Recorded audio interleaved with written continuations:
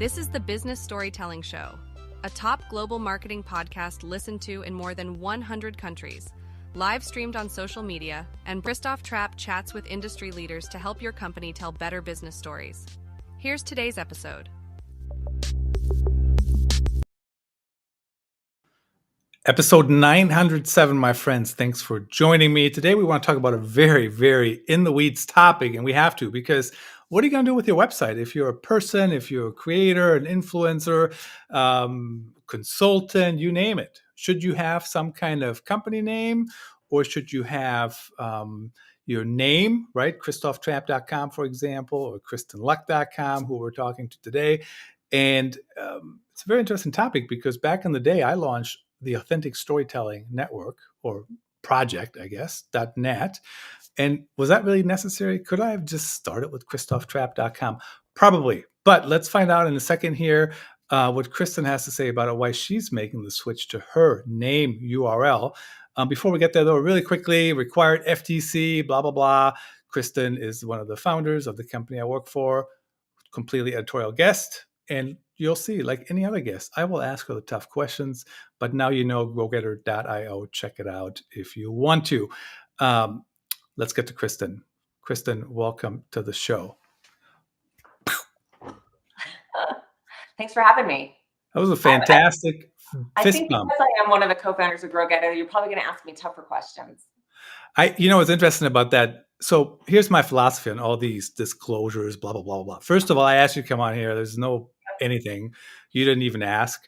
And secondly, even when I have a completely sponsored episode, I ask them the same questions I would ask anybody else. And if they don't know the answer, it's not my fault. It's their fault, right? So, Exactly. get your stuff together, my friends. But you have your stuff together, as I know. But talk to me about you're moving from a company that's not your name to really just KristinLuck.com. Why the decision, and why now? Yeah. So for folks that aren't familiar with me, I have a consulting practice called Scale House that I have been running for, almost 10 years now. And I'm at this point in my career where I'm pivoting more towards the activities and engagements that I feel really energized by and are a little bit of a lighter lift than the sort of one-to-one consulting work that I was doing before, which is very labor intensive. It's a lot of turnarounds, a lot of companies that are struggling to grow. And as you can imagine, those can be very long and intense engagements. And I'm just at a point in my career where I am going to be just spending more time focusing on the activities and types of work that I really love. So that is my banking work. So I'm a licensed investment banker at Oberon Securities. So I do M&A, but both buy side and sell side and fundraising. And I really enjoy it, probably more than I thought I would, and certainly more than a lot of the consulting work that I've done. And also more focused on board seats. I sit on several boards now, which I enjoy a lot and where I feel like I can be really impactful. And then I'm going to be working on a book in 2025. So it's a good time for me, I think, to segue away from the Scale House brand and focus again on my personal brand. And I think to your point, Christoph, I've owned my personal website URL for well over 10, 15 years. I think as soon as it became popular to buy website domains, I snapped mine as soon as I could. I've kind of a unique name and a memorable one. And so owning that URL was really important to me. And my daughters, who are now 10 and 17, they have owned their website domain names for a lifetime. Haha. I mean, seriously, I bought them almost the day they were born. Probably not the same day they were born, but once we had, because I was a little busy, attending to those births. But I bought them for them right away. I think it's important to get. Now, can you tell us anything about the book? I think I wrote 3 books, maybe 4, but the first one was not very good. So we don't want to talk about that. What's the book going to be about? And it's a lot of work to write a book, right? You know that. It is a lot of work to write a book. Fun fact, I majored in journalism at university. So I love to write. for those of you who subscribe to my blog called Scaled, which is pivoting to a new name, a new type of blog in January called Vitamin K. But I write all my own blog posts, all my own content. I love writing, and I've had a book idea for quite some time. I'm not going to disclose what exactly the book is going to be about, but it is a business book, and it is largely focused on highlighting the myriad of things that I have learned over 25 years of being an entrepreneur and making a ton of mistakes along the way, and to help people fundamentally avoid the same mistakes that I made, which was sort of the context or the ethos behind my consulting practice, which is, hey, if I can help other founders avoid a lot of the pitfalls and the mistakes that I made, then that would be the most enjoyable work that I could do, and rewarding too, to help founders get to a point where their business is growing and healthy and they can actually monetize that business. Like that's the most rewarding work that I've done career-wise. I mean, having a book is just fantastic. I'm looking forward to reading it. Of course, come on back when it comes out. We'll do an Amazon Live, in case you guys are wondering. We're not live on Amazon today because we don't have any products to talk about. But if you want to check out my storefront on Amazon, Christoph Trapp on Amazon, you'll find it. Everything I use, everything you can see around me, the fake plants all around me, the sound panel, it's all there. It's all there if you need it, if you want it, if you think you might want to buy it. Now, obviously, you are a big name in the market research field and own Wikipedia page and all this stuff, and so it makes sense for you to have your name URL and use it. But do you think people have to be like a big name to use their name, or should they just, if they can pull it off, should they just start there as opposed to coming up with a company name? I mean, even like this show today is not sponsored, but when there's a sponsored show, it goes to Trap Digital LLC, which I don't use anywhere. In fact, who comes up with the name digital anything anymore? But it's been a long time that I've had that. What do you think about that? When should people consider using their name, or pay some agency $1 gazillion to come up with the brand name? Yeah, I think when I think of owning your own name or your URL, I really think of it as a personal branding exercise. And I'm a big advocate for personal branding. It's a subject that I've talked a lot about over the years. I think a lot of people wait too long to start developing their personal brand. They think that, they have to wait until they're in a certain role or a certain position or a certain pivotal point in their career in order to start working on their personal brand. And I believe quite the opposite. I believe you should be working on your personal brand from day one. Your personal brand is everything that you do, everything that you communicate online or offline. And to establish that early on in your career and then to build on it, I think becomes very important. Just because you buy your URL doesn't necessarily mean you need to launch a website the next week. I think owning that and then also being very intentional about what goes on that site and how you're positioning yourself requires a certain level of thoughtfulness and to understand what your strategy is behind it. I know that there's lots of people that have their own websites just to have a blog or a place to post content. And I think that's a great use of your website URL, to be able to control the content and how it's used, and not to be dependent necessarily on social media platforms where the rules and guidelines might change on a yearly or more frequent basis. So I don't think it's really ever too early to get started. I think what holds people back from getting started with building their personal brand is this imposter syndrome or a fear that people will look at them and think like, oh, well, they think they're such a big deal, having their own website or their own URL, or to post things on LinkedIn. I've had a couple conversations with people about LinkedIn posting, and people are always asking me for tips on posting for LinkedIn. And the number one tip I give people is, please just start posting. It doesn't matter so much what it is that you post. It's just getting into the habit of posting to share things that are meaningful and help promote your own personal brand in a way that is going to benefit you long-term in your career. The whole thing about LinkedIn, people just overthink everything, right? I mean, even and this is a good, right? I mean, and I overthink things too, but I always lean towards, let's just go, do it, try it, see what's going on. And, what's interesting to me is, I remember a debate, even people would say, don't like your own posts, don't do this and don't do that. And I always you, like my own posts. I know you do. And so, and I do too. Once I have a few likes, I don't want to be Yeah, the first one, of but once course. I have a few, Yeah. I'll do it. And I know you do too. And then you also respond to virtually every comment. Sometimes it's just like an emoji, maybe, or maybe I do that sometimes. I don't know if you do Yeah. that, but like you I do it. respond, Yeah. thank you, blah, blah, blah. Like, yes. Whatever. But people overthink all this stuff like it's rocket science. So you just have to get going. Also, if you don't want to set up a website, you can also just redirect it, christophtrap.com to LinkedIn, for example.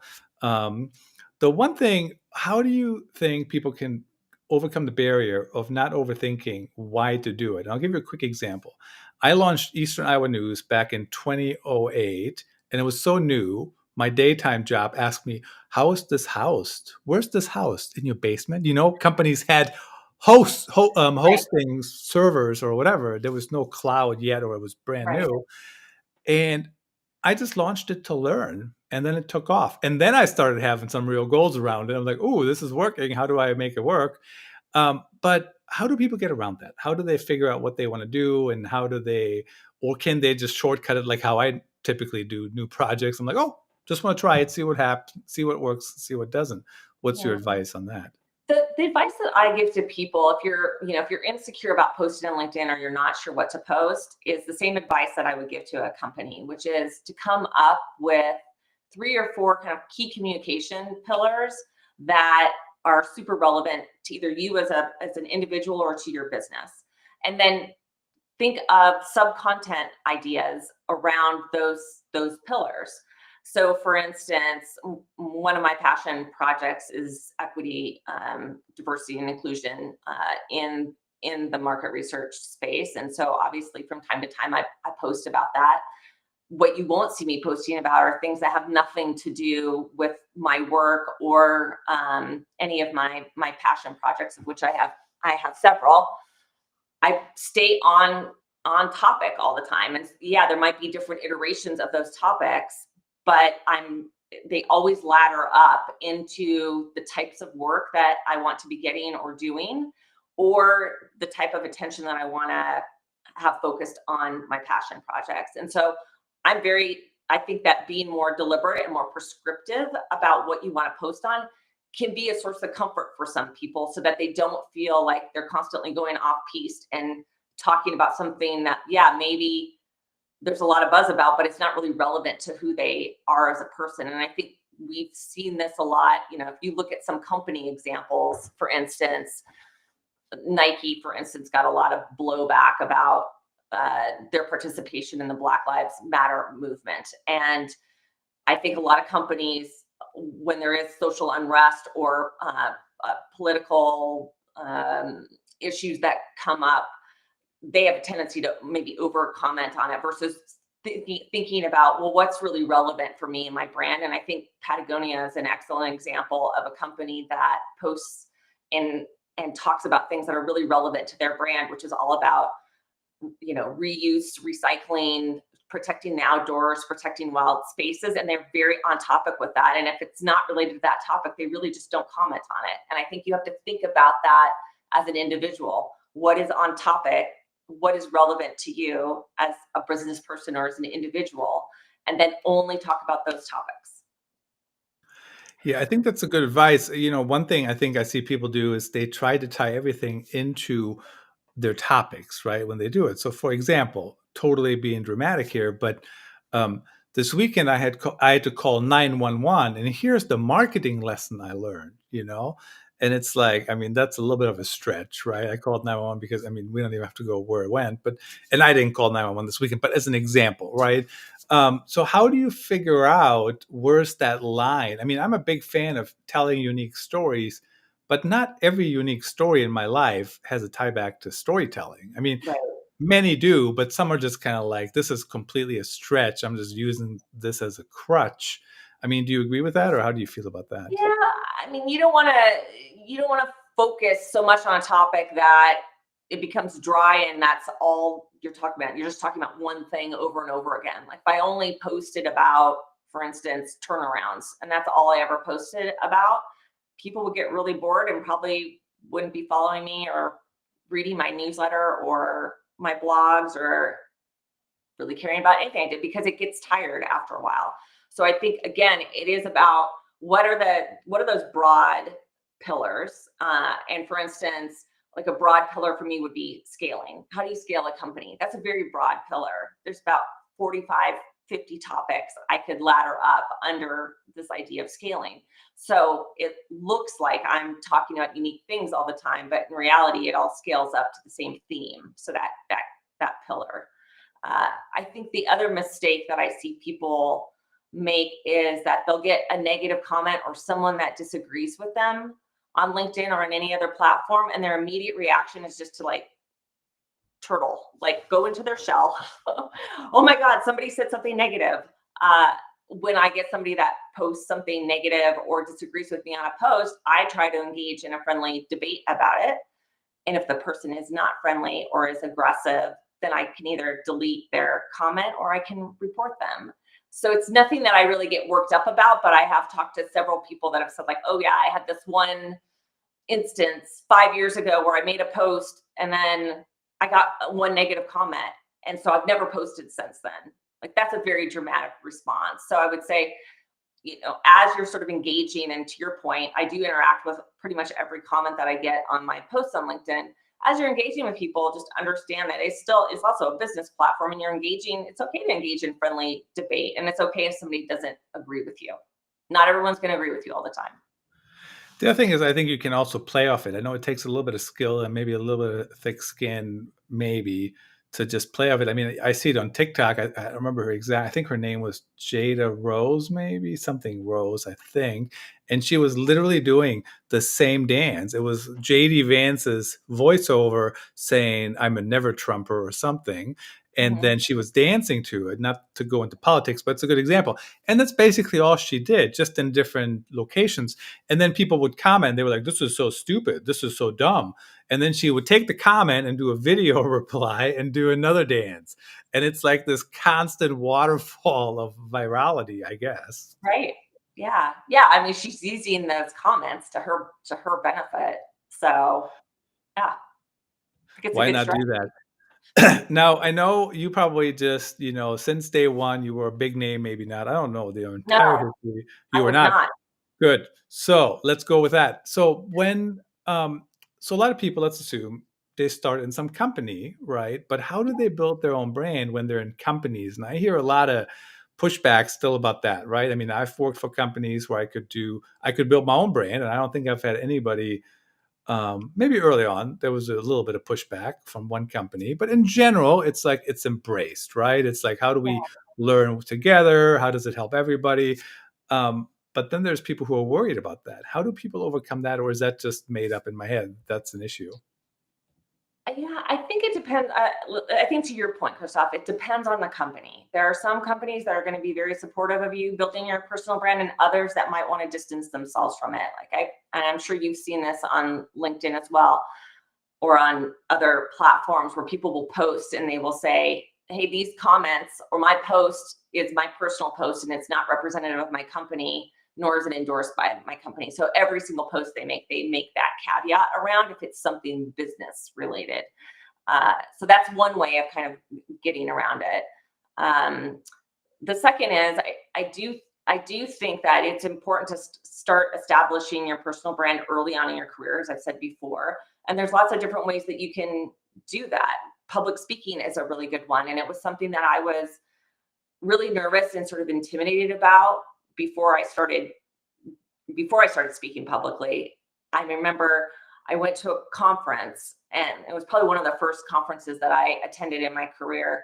And I remember thinking, gosh, who are all these people that are on stage and speaking? And oh my gosh, I would never be able to do this in a million years. And how, they must be talking about all this new innovative stuff. And then I remember going to like 3 or 4 sessions, and the people speaking in the sessions were all talking about things that I had been doing for like 3 or 4 years, like so behind where I was. And I realized it was my own insecurity that was holding me back. And that's when I really started doing a lot of the public speaking that I do now, which is to talk about industry trends and innovation. And of course, I've got opinions. Not everyone agrees with me on what an industry trend or an innovative approach is, but I definitely have my own perspectives, and I'm a strong presenter. And so that has been a really instrumental in terms of me getting my name out there more, and making sure that people are thinking about me when they're thinking about the business topics that I talk a lot about. But it is interesting. I did have one instance when I sold my second company to Decipher, and I had just joined Decipher, and I got invited to like a vendor day at Procter and Gamble. And I remember standing up to speak, and the woman that was hosting the event said, "Okay, this is Kristin Luck. Kristin, we all know who you are, but we don't really know anything about Decipher." And that was kind of a moment for me where I realized I was going to really need to use my personal brand in order to build Decipher's brand. And I was able to do that really successfully. And I think that's something else that companies should think about, is can you use your employees to build your company brand? Because a company only has so much reach. So if a company makes a post, they're kind of reliant on other people outside the company to like it or promote it or whatever. But if you can get all of your employees to like and promote those posts, or to make organic posts on behalf of the company, your reach is exponentially larger. So, if anybody's watching this who's in a company and doesn't like their employees building their own personal brand, I would say maybe rethink that. Yeah, I think people should rethink it. I think it's super helpful when everything works together. Of course, on the employee side, also be sure if you're going to do that you work for a company that you want to put your brand behind, right? I know. I mean, everybody only takes jobs that where they really believe in them, but it's something certainly to consider. Really, really interesting discussion. Good luck with the new website. Good luck with the new brand. Thank you. Yeah, case in point, if you go to KristinLuck.com right now, it will not go anywhere, because I'm launching a new website on that URL in January. So stay tuned for that. Stay tuned and check it out later. Check it out next year. Ha ha ha. I'm using that line for the next few days. Last minute here. So, Kristin, tell us, who should reach out? What are you going to talk about? What do you speak about? Who should reach out for board seats? How do people connect? Yeah, you can connect with me on LinkedIn, of course. I'm very active there. My current consulting website is scalehouse.consulting. So you can reach out. There's a contact form. You can subscribe to my blog there, and you'll be automatically transitioned over to my new blog that I'm launching in 2025. So those are the best ways of reaching out. Fantastic. Nice to see you. Thanks for joining me, and we're out. Thanks for tuning in. Please rate and review the Business Storytelling Show on